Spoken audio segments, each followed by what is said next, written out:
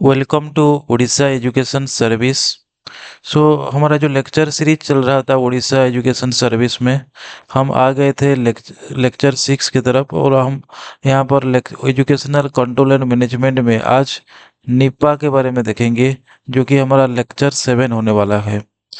तो निपा का जो फुल फॉर्म है, यह हमारा national institute of the educational planning and administration, जो कि हम निपा बुलाते हैं। तो ये जो फुल फॉर्म है इसका, आपको ये याद करना होगा, जो कि है, फिर से बोल देता हूँ, national institute of educational planning and administration है। देन हम चले आएंगे इंट्रोडक्शन के तरफ। तो यहाँ पर हम जो निपा के बारे में बोल रहे हैं, जो कि हमारा है national institute of educational planning and administration. ये एक एपिक्स बॉडी है, apex body of national institution in the field of educational policy planning and administration. जो हमारा जो नेशनल लेवल में जो पॉलिसी होगा, प्लानिंग होगा, एडमिनिस्ट्रेशन होगा, इसी फील्ड में एक एपिक्स बॉडी है। It function under the ministry of education government of India. ये कहाँ से फंक्शन करता है? Ministry of education. आगे पहले था ह्यूमन रिसोर्स डेवलपमेंट जो था, अभी मिनिस्ट्री ऑफ एजुकेशन हो गया। तो इसके अंडर काम करता है government of India, ministry of education से इसका फंक्शन रहता है। Initially established as an Asian regional center for educational planners and administrator, जो कि ARC बुलाया जाता था पहले पहले जब एस्टेब्लिश हुआ था। यूनेस्को थ्रो थ्रो से ये एस्टेब्लिश हुआ था इन द 1962 में। ये एक Asian regional centre for educational planner and the administrator, ARC बुलाया जाता था 1962 में बाय द यूनेस्को। देन ये टेक अप कर गया। पहले तो यूनेस्को ने फॉर्मेशन कर दिया था, इसका एस्टेब्लिश कर दिया था। बाद में जो है, it was taken over by the government of India and renamed as, फिर बाद में इसका फिर से नेम चेंज हुआ, national staff college for educational planners and administrators, जो कि NSCEPA, जो कि ये हमारा 1965 में इसका रिनेम हुआ। फिर 1979 में फिर से दोबारा रिनेम होता है ये, और बन जाता है national institute of educational planning and administration, Nipah. Next हमारा जो 1979 में फिर दोबारा चेंज हो जाता है। तो ये दो बार चेंज हुआ। पहले तो क्या था कि ये हमारा यूनेस्को द्वारा, यूनेस्को के थ्रू ये एस्टेब्लिश हुआ था। बाद में ये टेकअप कर गया गवर्नमेंट ऑफ इंडिया। देन उसका नेम भी चेंज हो गया। फिर से दोबारा से गवर्नमेंट ऑफ इंडिया फिर चेंज कर देता है 1979 में, जो कि हमारा निपा बुलाया जाता है। Then in 2006 it was recognised as the deemed to be university. ये एग्जाम में आ सकता है कि कब हमारा जो निपा जो है डीम्ड टू बी यूनिवर्सिटी किया गया। तो ये आ सकता है, ये अंडर कैसे आया? ये under the section 3 of the UGC act 1956 के थ्रू इसको डीम्ड टू बी यूनिवर्सिटी बुलाया गया निपा को। Then today NIEPA play the key roles in the capacity building. आज के यहाँ पर क्या रूल है, तो वो जानना चाहिए कि कैपेसिटी बिल्डिंग करना, ट्रेनिंग देना, research and the policy formulation and consultancy service in the education sector, India and the abroad में। इंडिया में हो या एब्रोड में हो, जो निपा का रूल अब जो है, एक कैपेसिटी बिल्डिंग करना है, ट्रेनिंग देना है, रिसर्च एंड पॉलिसी फॉर्मुलेशन करना, कंसल्टेंसी सर्विस देना, ये सब आ जाता है यहाँ पर। तो इसके बारे में हम डिटेल्स में अभी डिस्कस करेंगे। तो इसका जो प्राइम विजन एंड मिशन है, इसको पहले हम डिस्कस कर लेते हैं। तो विजन क्या है निपा का? To be a centre of excellence, एक सेंटर ऑफ एक्सीलेंस के हिसाब से काम करता है in educational policy, planning, management and the administration and the national international levels. ये नेशनल लेवल में हो या इंटरनेशनल लेवल में हो, एजुकेशन का एक्सीलेंस देने के लिए एजुकेशन जो है उसका कैसे एक्सीलेंट हो पाए, जो भी पॉलिसी एजुकेशनल पॉलिसी होगा उसका डेवलपमेंट होने से हम एक्सीलेंस पा सकते हैं एजुकेशन में। तो उसका मैनेजमेंट कैसे होगा, एडमिनिस्ट्रेशन कैसे किया जाएगा, ये सारे चीज़ों का ये एक विजन रखकर काम करता है और प्रोवाइड करता है नेशनल लेवल में, इंटरनेशनल लेवल में, कि कैसे ये सब कुछ साझा किया जा सकते हो, इम्प्रूवमेंट किया जा सकता है हर एक फील्ड में। तो देन हमारा मिशन क्या है इसका, तो develop professional grades of educational planners and administrator. Develop करता है जो भी हमारा प्रोफेशनल ग्रेड में रहते हैं, एजुकेशनल प्लानर रहते हैं, उनका कैपेसिटी बिल्डिंग करने में ये हेल्प करता है। Build the capacity of the institution at the central, state and the district level. Capacity building करता है ये सेंट्रल लेवल में, स्टेट लेवल में, डिस्ट्रिक्ट लेवल में। Provide policy input to the government. ये पॉलिसी इनपुट देता है, सुझाव देता है बहुत, जो भी रिसर्च इनोवेशन करके ये सब कुछ करता है। रिसर्च एंड इनोवेशन तो कुछ खुद करता भी है और इसको प्रोमोट भी करता है। रिसर्च रिसर्च का जो प्रमोट करता है, जो कि हमारा कैपेसिटी बिल्डिंग में क्या क्या नया इनोवेशन हो पाएगा उसके उसके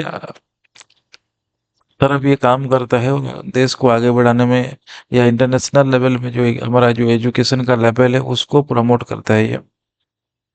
देन हमारा ऑब्जेक्टिव क्या आ जाता है, निपा का ऑब्जेक्टिव क्या है, तो to conduct research in the educational policy planning and administration. पहला तो है रिसर्च करता है ये सारे फील्ड में, एजुकेशनल पॉलिसी में, प्लानिंग में, एडमिनिस्ट्रेशन में। To organise the training programme, ये ऑर्गेनाइज ट्रेनिंग प्रोग्राम में ऑर्गेनाइज करता है for the educational administrator, planner and the managers. जो भी हमारा एजुकेशनल एडमिनिस्ट्रेटर हैं, प्लानर हैं, मैनेजर हैं, ये सबको ऑर्गेनाइज ट्रेनिंग देता है ये। To provide advisory consultancy service to government, university universities and the educational organisation.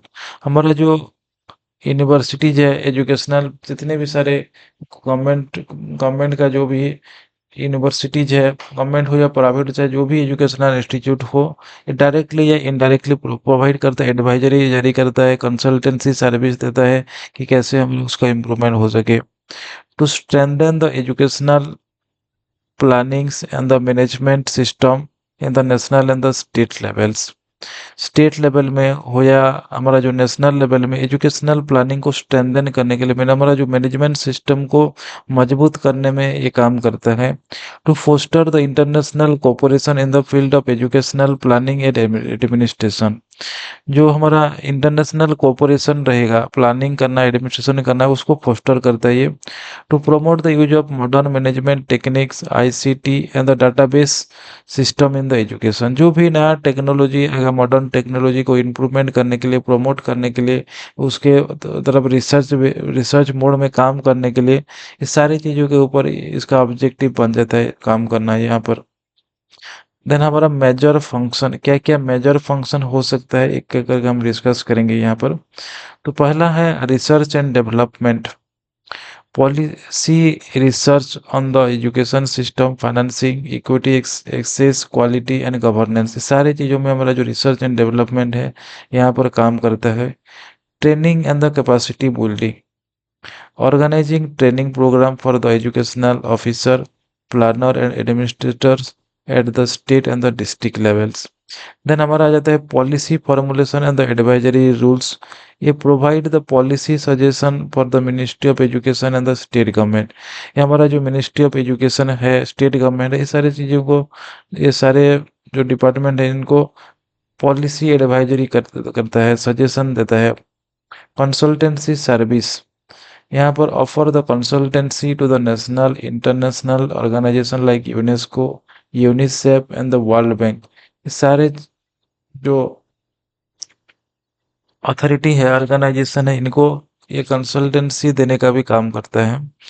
Documentation and the डिसिमिनेट्स, ये क्या करता है, रिपोर्ट पब्लिश करता है, research paper, books, journal, statistical data like district information system for the education, that is the dice हो गया, और new जो पार्ट है उसका यूडाइस प्लस जो है, इसके ऊपर भी ये काम करता है, इसको डेवलपमेंट में ये हेल्प करता है। कोऑपरेशन में क्या है, कोलाबोरेशन यहाँ पर, work with the universities, research institute and international bodies for the academic exchange. जो कि कोऑपरेशन कैसे हो पाएगा इंटरनेशनल बॉडी के साथ, नेशनल बॉडी का, यूनिवर्सिटी यूनिवर्सिटी में कोऑपरेशन कैसे इंक्रीज हो पाएगा, ये सारे चीज़ के ऊपर ये काम करता है। देन हमारा आ जाता है एकेडमिक स्ट्रक्चर। निफा has the various department and the centre. यहाँ इसका जो है सेंटर है, बहुत सारा सेंटर है। यहाँ पर एक एक करके हम थोड़ा जानकारी ले लेंगे। ज़्यादा डेप्थ में यहाँ पर जाने की ज़रूरत नहीं कि ओनली जानना है हमें कि कौन कौन सा डिपार्टमेंट है ओनली। तो पहला डिपार्टमेंट हो जाता है डिपार्टमेंट ऑफ एजुकेशनल प्लानिंग है, डिपार्टमेंट ऑफ एजुकेशनल एडमिनिस्ट्रेशन आ जाता है, डिपार्टमेंट ऑफ एजुकेशनल फिनेंस आ जाता है, department of policy and comparative studies में आ जाता है, department of school and the non formal education, department of higher and the professional education.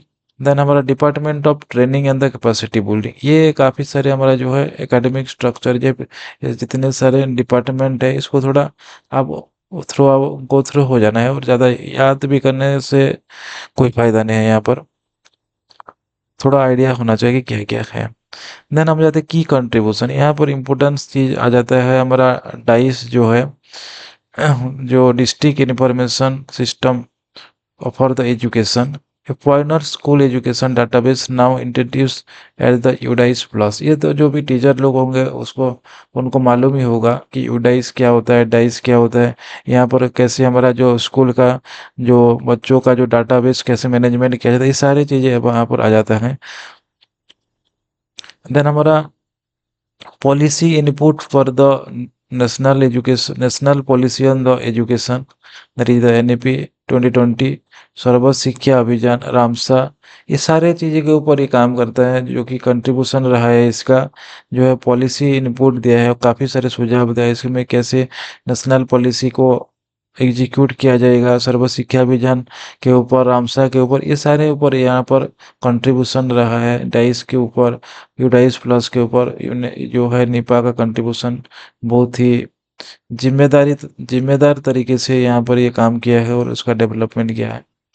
Then हमारा training programme for the educational administrator, headmaster, block education officer, district education officer, ये सारे चीज़ों पर भी इसका हमारा जो है निपा का कंट्रीब्यूशन रहता है।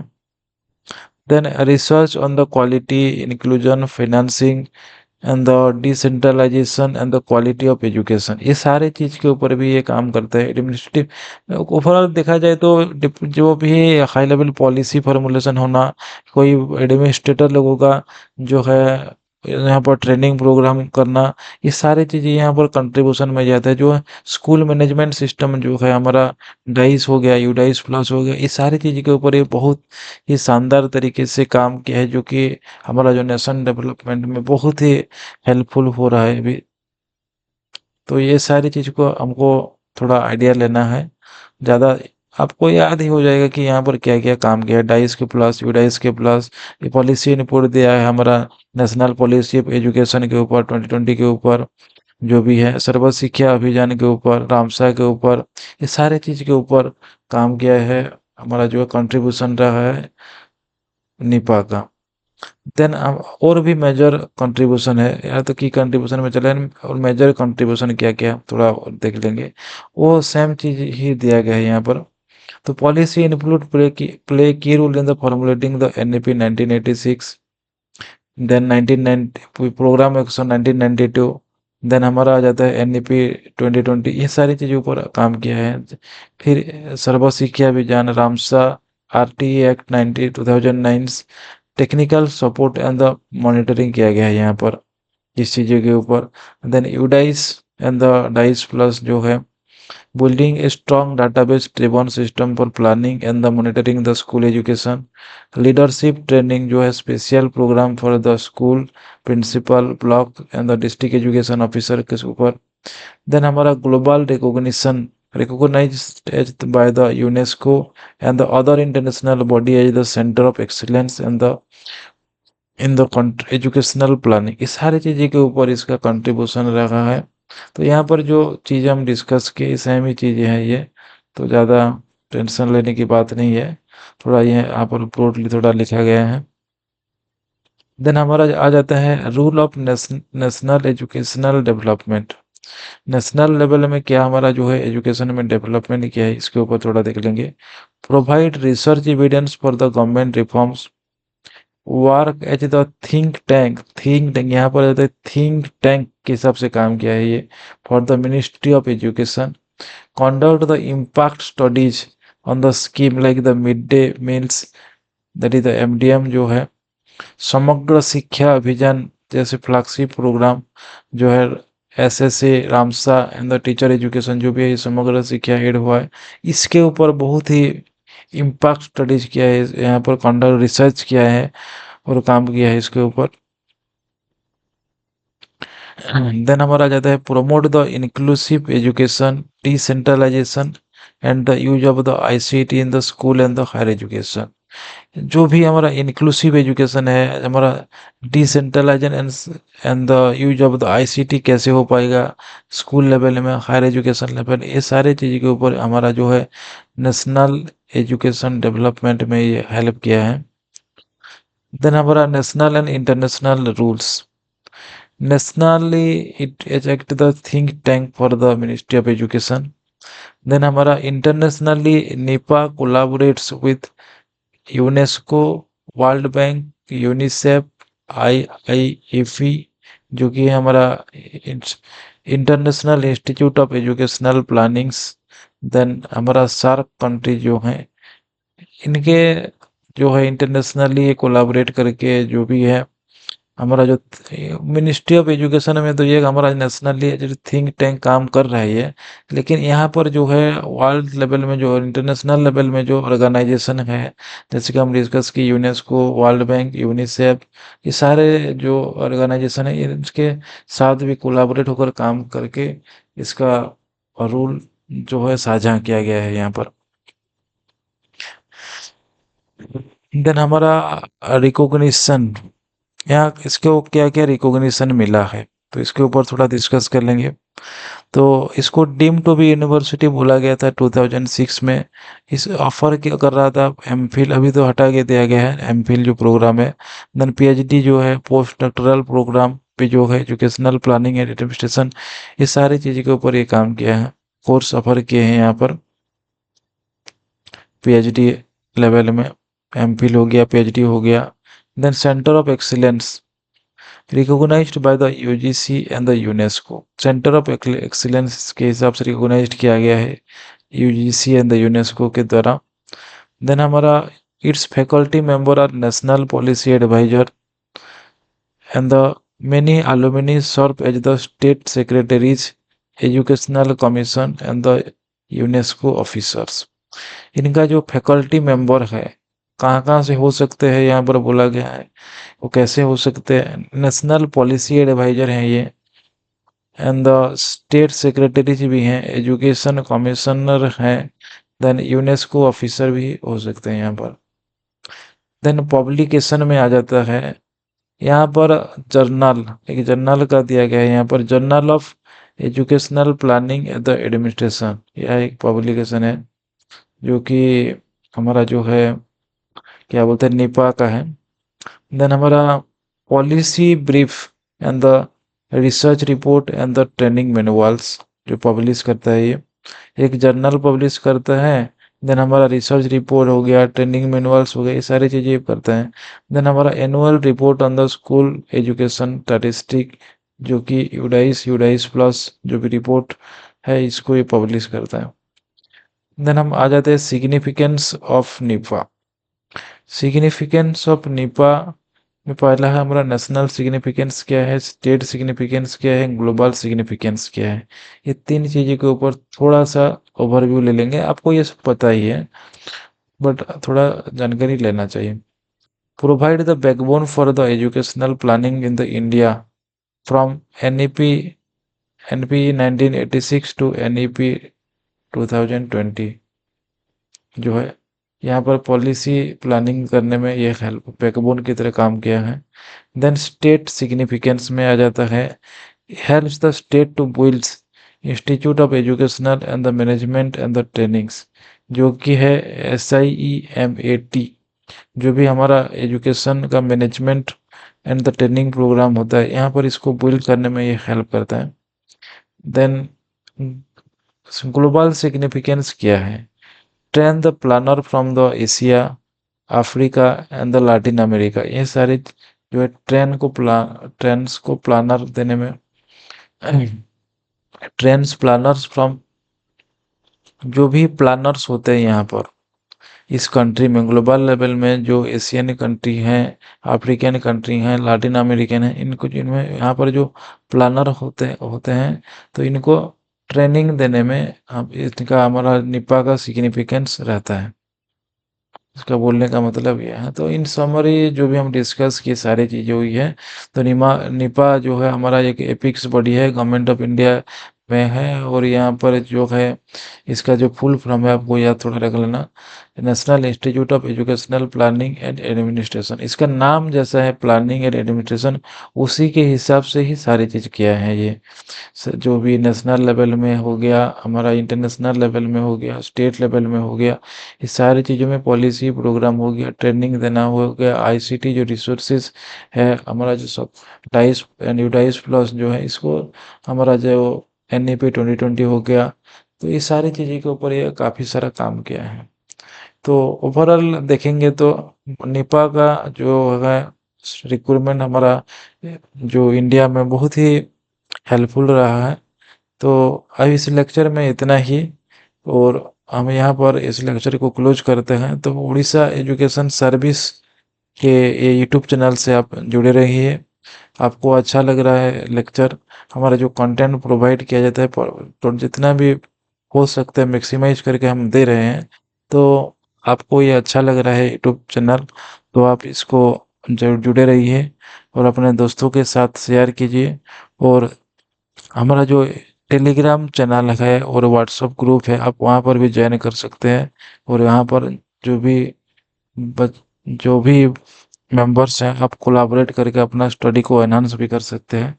तो आप वो टेलीग्राम का लिंक और व्हाट्सएप ग्रुप का लिंक जो है आपको जो है यूट्यूब चैनल का जो है डिस्क्रिप्शन में आपको मिल जाएगा।